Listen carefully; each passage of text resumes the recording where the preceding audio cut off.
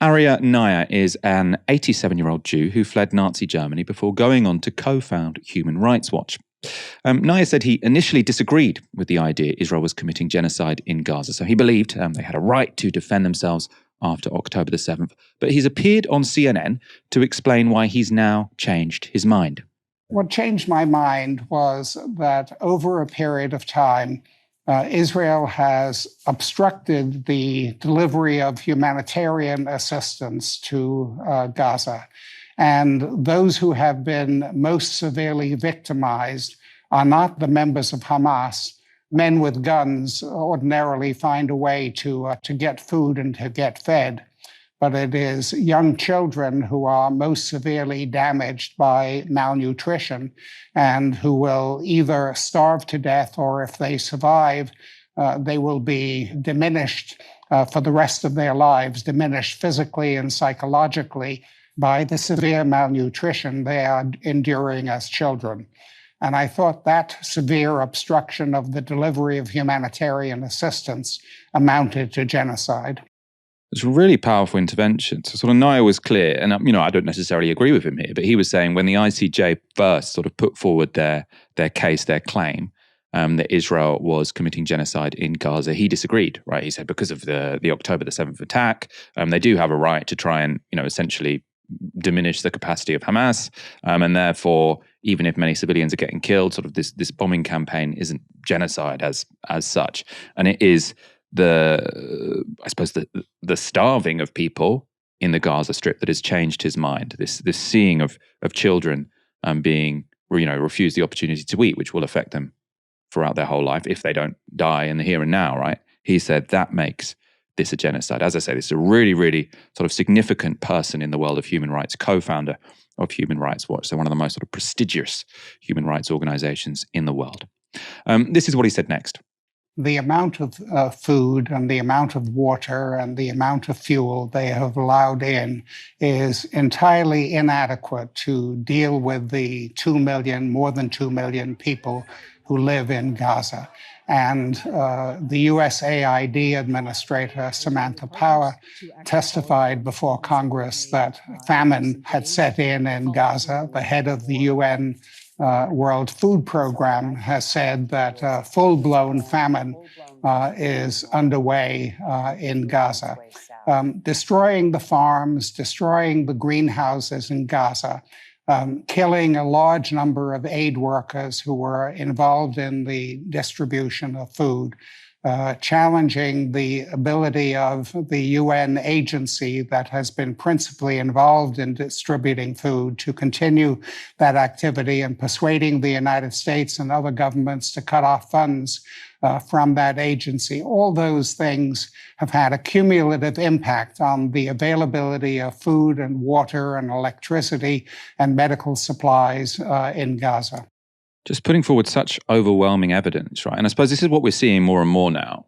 And it's not a surprise. We've been seeing sort of this horrific war go on for months and months and months. But it's really mainstream figures coming out and citing really mainstream people and saying it's undeniable now. What's going on is genocide, or he's saying this is a genocide. So sort of quoting politicians, all of these UN agencies. You've got basically every humanitarian organization in the world saying that Israel is causing a famine in Gaza. And then you still have, Israeli spokespeople, Israeli talking heads getting about 50% of coverage, if not more, sort of in the Western press. You've got every single human rights organization, every single humanitarian organization in the world, every agency of the UN. And then the Americans kind of disagree and the Israelis absolutely disagree. So 50% of the time we hear, are they really starving people? It's like, who do you trust? Do you trust all these people who founded these human rights organizations and all these UN agencies? Or do you trust the country carrying out the war and their main sponsor? Arya Naya also talked about the far-right Israelis trying to sabotage food deliveries to Gaza. At this moment, there are settlers in the West Bank area who are interrupting trucks, taking humanitarian assistance into to Gaza. They are attacking the truck driver, spilling the contents of trucks carrying humanitarian aid. The Israeli military defense forces have not intervened in order to prevent the settlers from engaging in sabotage of that sort in delivering humanitarian assistance. The Israeli Defense Forces have aided the settlers, and a very large number of Palestinians in the West Bank have been killed in the past few months, often with the Israel Defense Forces either standing by or directly participating in attacks on Palestinians in that area. So talking about the West Bank in this situation, I think is so important. I mean, you might saw, obviously I didn't speak as powerfully as this gentleman, but I was speaking on Piers Morgan about this. And Hen Mazik, who's this Israeli influencer, when I brought up the West Bank, he was saying, don't talk about the West Bank. Don't talk about the West Bank. We're talking about Gaza. And the reason he said it is because Israeli spokespeople, Israeli sort of outriders, talking heads, they want this all to be about Israel versus Hamas. Israel versus Hamas. They don't want you to talk about Palestine. They don't want you to talk about the Palestinians. They want you to talk about Israel, Hamas. Then if you mention the expansion of settlements, the ethnic cleansing in the West Bank, say, oh, that's a different issue. That's a different issue. So it's important for sort of these establishment figures to be constantly bringing this up. Naya was also asked what he thought of Netanyahu accusing the chief prosecutor at the ICC of anti-Semitism. The use of the term anti-Semitism to attack those who criticize Israeli policies degrades the concept of anti-Semitism. Anti-Semitism has been a great scourge, but it doesn't insulate the Israeli government from being held to the same standards that other governments have to be held to around the world. The Israeli government has been very comfortable with certain anti-Semites. Prime Minister Netanyahu, for example, has cultivated a relationship with Viktor Orban, the Prime Minister of Hungary, and I think it's appropriate to consider Orban an anti-Semite. But to charge the International Criminal Court with anti-Semitism is, I think, absurd. For you, as somebody, a Jew who escaped Nazi Germany, it's a weighty charge to accuse Israel of genocide. It's a terrible thing to accuse anyone of genocide, but it's a more terrible thing that genocide should take place.